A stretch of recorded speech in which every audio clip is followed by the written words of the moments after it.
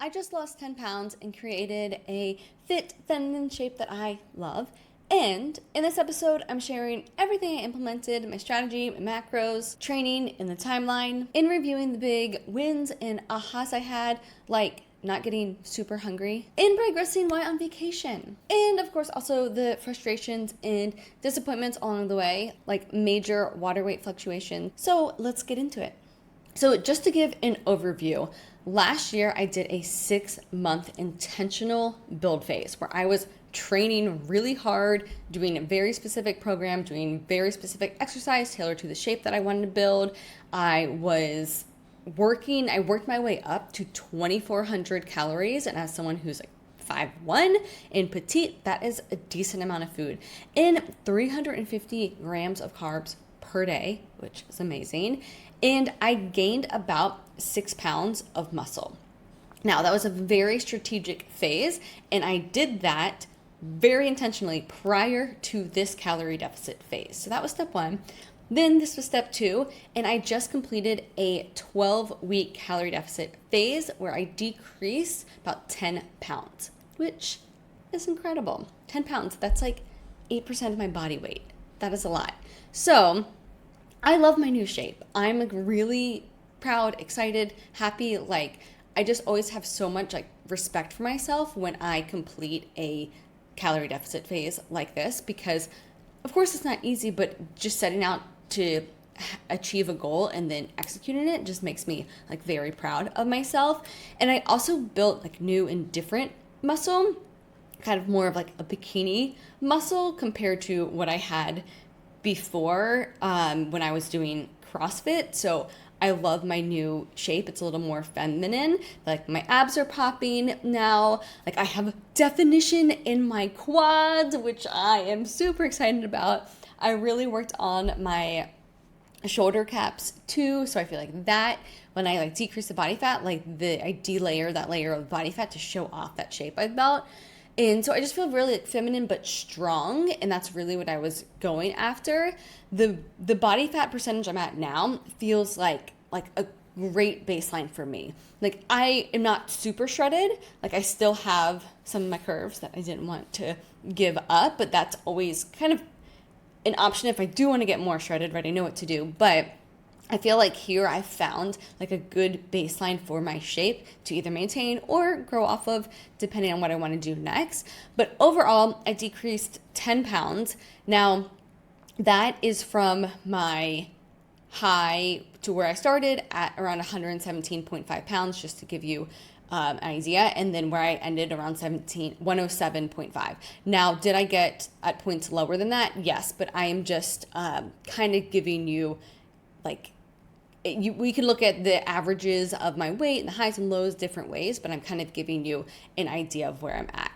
So that's kind of like overall. So what exactly did we do to achieve this? And this was my deficit strategy. So I use the same strategy that I coach all of my ladies on. So it's science-based strategy, right? It's a specific science-based strategy for ladies who are lifting weight, want to build muscle and decrease body fat.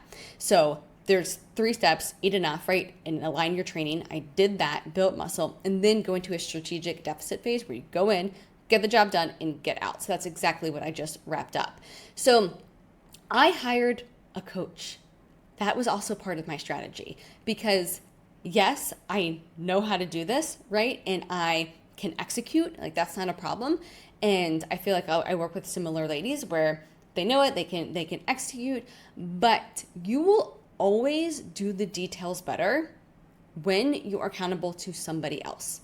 Always. So I can execute, but those fine-tuned details, like I was making sure I was doing, right? And then you're also always going to learn something new because people have different experiences and different ideas and different learning. So it is very worth your while. And this is what I felt for me. It was very worth my while to put my money where my mouth was, to be like, yeah, I'm going to do this and I'm going to ensure I do it. I'm going to get the most out of it. So that was also part of my strategy to hire a coach. And he's very aligned with what I like, the strategy that I use as well.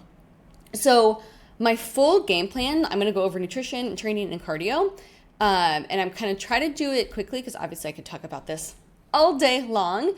And I will give you guys like time for like Q&A for next week episode, so I'll show you how you can do that at the end. But let's just talk about nutrition.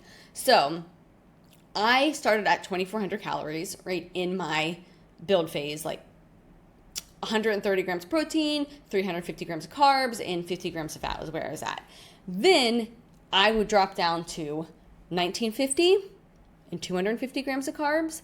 And then pretty much like every couple of weeks, like we would drop another 100 calories.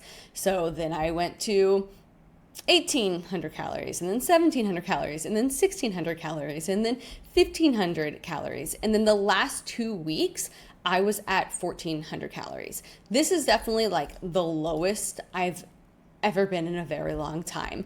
However, that's also the highest I've ever been initially in a deficit phase too. So I will say that this was definitely a bit slower than I typically would go or typically would recommend. However, we were really focused on preserving my hormones, which I had a recent kind of hang up issue with before. So that was a big concern. So we did take things what I felt was a little slower. And this is probably why, like, typically you will see a pound a week, or I typically see, and when I see with my ladies, a pound a week decrease in a deficit. And we did 10 pounds in 12 weeks because, especially the first little bit, we weren't dropping as quickly. So I think that's important to note, that of why we were doing like dropping versus just right off the bat doing a big drop and then getting all the benefit of it and then dropping again. Okay, so that was what I did with nutrition. And so the lowest my carbs got to were 160 grams of carbs, which is still a decent amount of carbs. However, my fats went from 50 down to 33, which for me, that's pretty low, but that was just towards like the very end. And then my protein went from 130, which down to 120, just to kind of pull some calories with still getting the carbs in. So that was my macro plan, and then what we executed. And then as far as my training, I did. Let me back up because I want to talk about the nutrition a little bit more and talk about like execution of that nutrition, because macros, I feel like it can kind of get lost where it's like you just think you do macros, which that's really, if I give anybody those macros, right, and they just try to hit them, it's one, it's kind of custom to you, but two, it's really like, it's so much more than just macros. And especially when you're at this level where you are already kind of healthy and you want to get fit or super fit, right? So that could be a whole different episode. That's like really what I work with my Create Your Shape ladies, like getting into the details of all of that. But kind of just to give you an idea, I followed a meal structure. So a typical meal for me was like eggs and maybe sourdough in the morning or potatoes in the morning with fruit. And then I would have cream of rice with protein powder and berries. That was my kind of snack and pre and post workout. And then my lunch was typically chicken with delicious grilled chicken that I got from somewhere. They make it really well. And with white rice and some type of like vegetable or like side salad. And then I would add lots of like olive oil or a dressing or sesame oil if I wanted to make it into an Asian dish. Like that was like a typical meal, and I would like switch that out for like dinners and lunches, or I would do like pho and rice noodles with shredded chicken, or I did have some steak in there as well. But I also removed some things that with my digestion just don't really line up. So that kind of gives you an idea of like my meal plan. It was kind of more like a meal structure. Now, he did have a meal plan for me, and I think most coaches, when you sign up, right, they just give you a meal plan and they're like, oh, you got to follow this every single day. But I know I like to teach my ladies like a meal structure to then be able to switch foods out so you can have more flexibility and depending on what you're wanting and your taste buds and really learning how to do that. But that was what I did. And it makes it so much simpler when you have a meal structure, because then it's just kind of like rinse and repeat, but then swapping out some things here and there.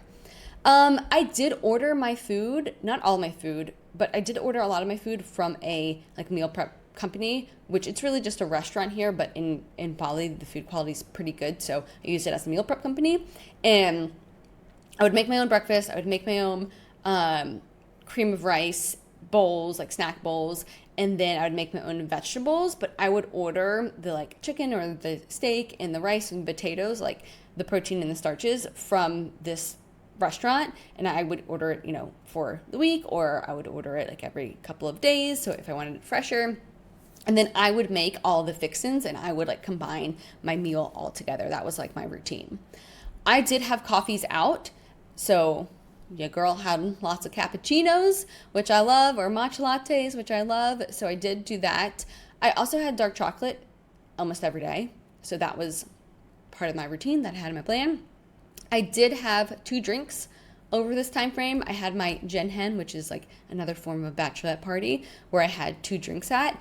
And then I did go out to eat twice. I mean, if you consider this restaurant is going out to eat that I order from, but I did go out to eat, like as in like a group of us going out to eat, all of that. I did do that twice, and then that was outside of, I had 2 big trips where I went to another island, which I went out to eat a lot more than there, and then I also went to Thailand, which I went out to eat a lot more than there. So that kind of gives you an idea of how I executed everything. Okay, next, let's talk about what I executed for training.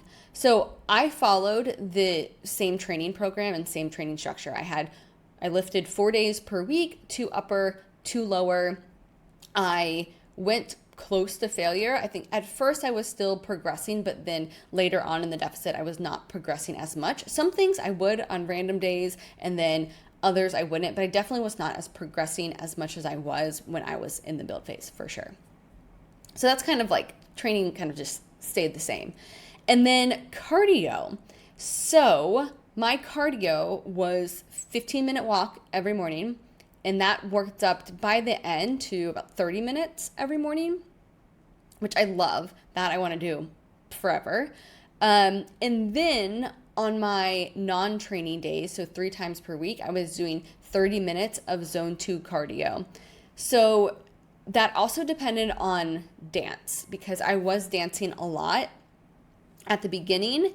And so some days it may be dance, some days it may be that cardio, but it also depended on the type of dance I was doing. So that kind of gets more complicated. But overall, I'll just say that the 30 minutes, 3 times per week, zone 2, that did work up to 45 minutes at the very end. Like the last week, I think, was 45 minutes, and before that it was 40 minutes, and before that it was 30 minutes.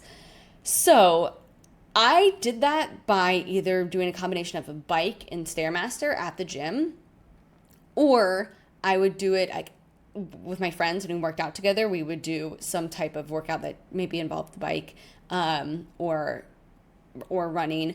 Or every Sunday, which again, I want to keep this because I fell in love with it, was doing a run swim. So run for 20 minutes and then swim laps in my pool, which is a very small pool, but I make it work. So I really enjoyed that. So that was my game plan. And I could go over so much within this, but my whole point is to just kind of show you what it looks like, right? And show you how it works. I do have to emphasize that everybody's plan is going to look different based on what they need and what their maintenance is and how much time they have. Like there's so many different factors, how much muscle they have, but this just gives you an idea for my plan. All right, let's talk about the big ahas and the big wins, because there's a lot of them. This was by far the easiest deficit I have ever done. And I feel excited by that. I feel proud. I feel like I have no doubt. And I went into this, I'm like, I have no doubt that I will achieve this goal. And that is such a good feeling, because I remember when there was a time where that wasn't the case. And I feel like a lot of my ladies, when I talk to you guys, you you're like, I don't really know if this is going to work. I was actually just talking to one of my clients today, and she was like, I was at a point where I was just like, I'm just going to do this and I'm going to trust the process. And she was like, and what do you know? I trusted it and it worked. And then the next thing you told me to do, I trusted it and it worked. And so it really, really comes down to like trusting the process, and then you execute and it works, and then you believe and have full faith in the process. So I already got to that point, but I didn't get to this point where it was so systemized and so easy and not as difficult.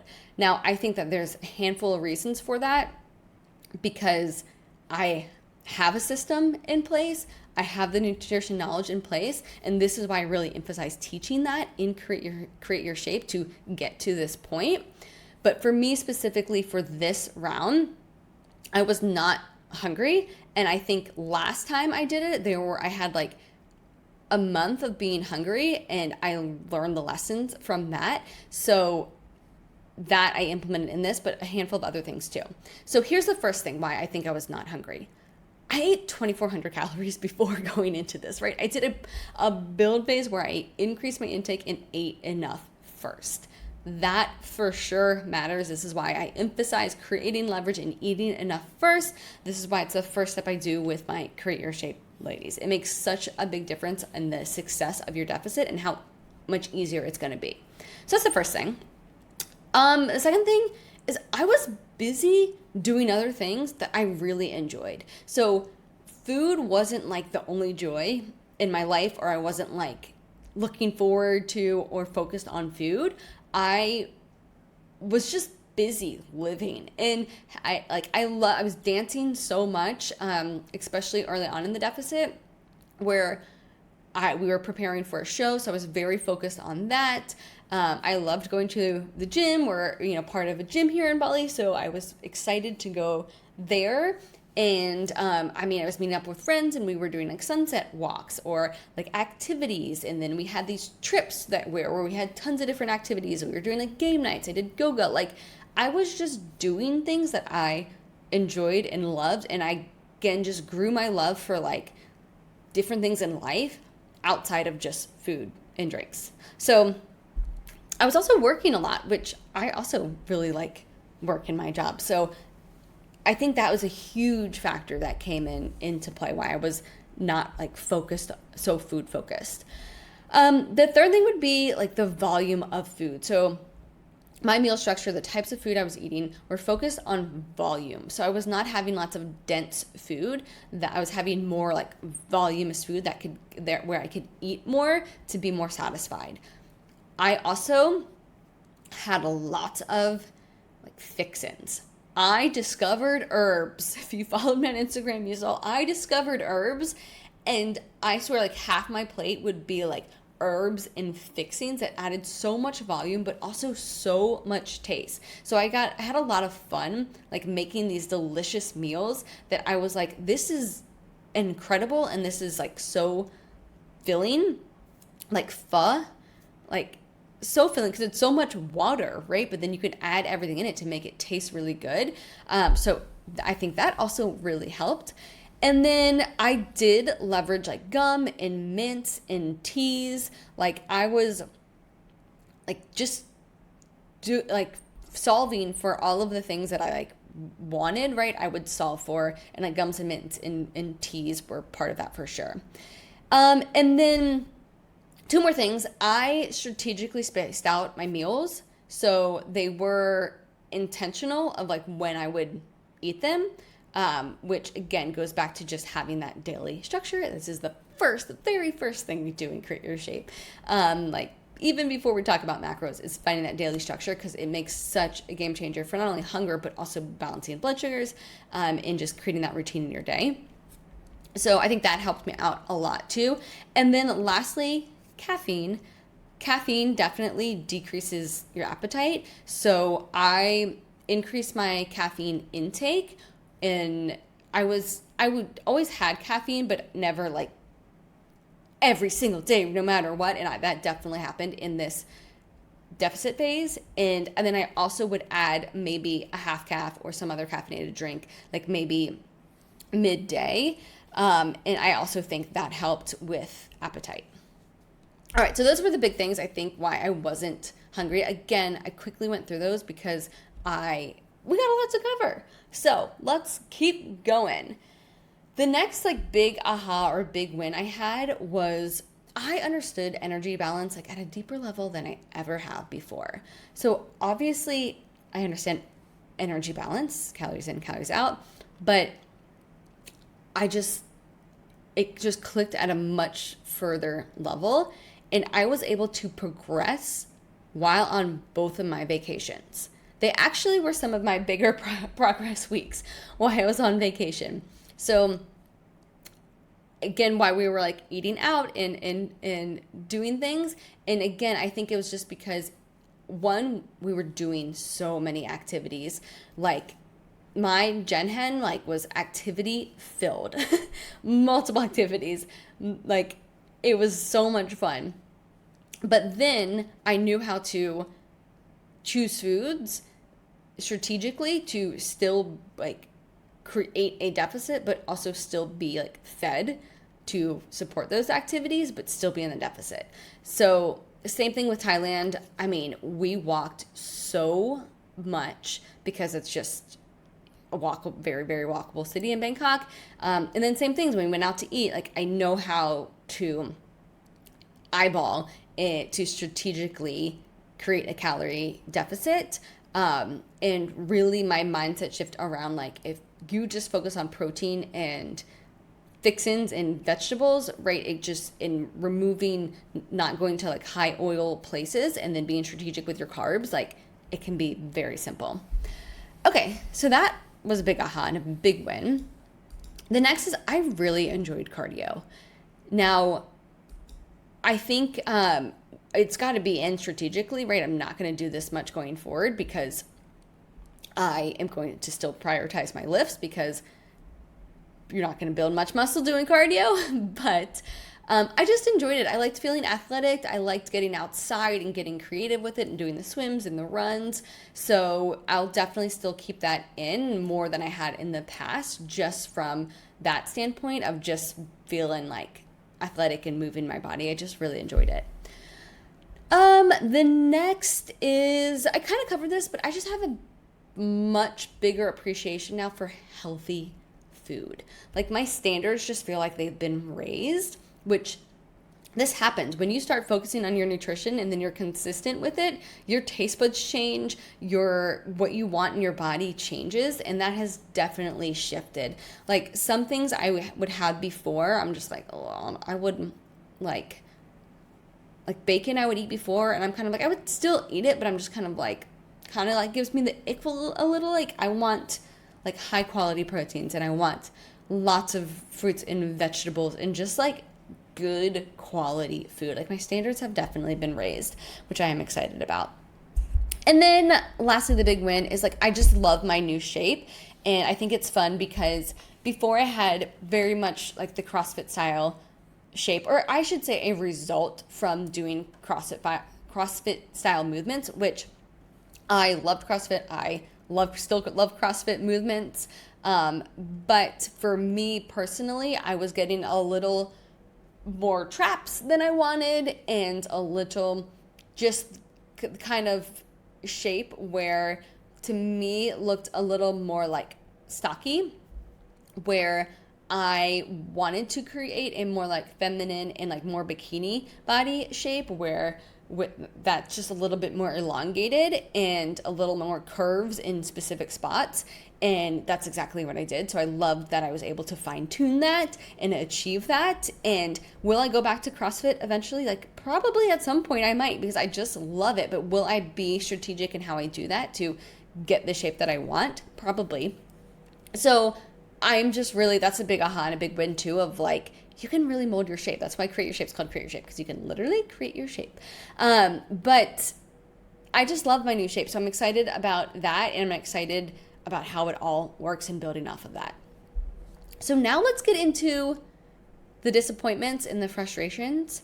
And then I'm just going to quickly talk about what I might do next and then wrap it up. So I definitely at first wanted to see progress faster, which I, again, had the expectation of 1 pound per week, which we were intentionally going slower than that. And that's hard to hold yourself back a little. So that definitely, I was like, oh my gosh, this is going to take forever. That thought definitely crossed my mind at first, which then we sped up and everything sped up and it's all good.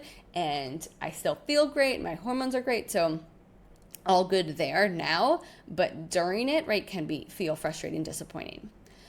The next is, I thought 8 pounds would get me to like what I would consider like my baseline shape. And when I say that, that's just like my vision of the baseline shape for me. But it wasn't.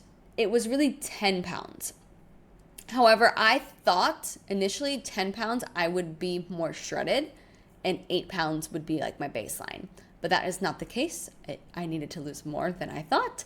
And 10 pounds got me to my baseline. So if I wanted to decrease like a couple more pounds, I think that would start to get me into like shredded territory. So that's just like good for me to know when I'm like being strategic about my next goals. But it really just comes down to, I have less muscle than I thought. So when I did CrossFit back in the day, I cut for a bikini show and I got down to 107 pounds is what I competed at on stage. And I was like pretty shredded then. But again, I had different muscle and I had a lot more of that different muscle. But I had hormones. If you've been following for a while, you know I had to take a break with training and focus on gut and hormone health. And so I did decrease a decent amount of muscle. And now I've increased my muscle mass to which I like my shape better now, but it's still less muscle overall than before. So essentially, that just means I would need to decrease more body fat. Like I can't compare the weights is essentially what I'm saying, because it just doesn't make sense. It's not apples to apples. So that was kind of like aha moment of like maybe some disappointment in there. But again, then once I realize it's just data and it's informing me, then I'm like, okay, no, that makes sense. And that's not a problem because I actually still like my shape better now. Okay, the last two things is where I store my body fat is in the back of my arms and in my thighs.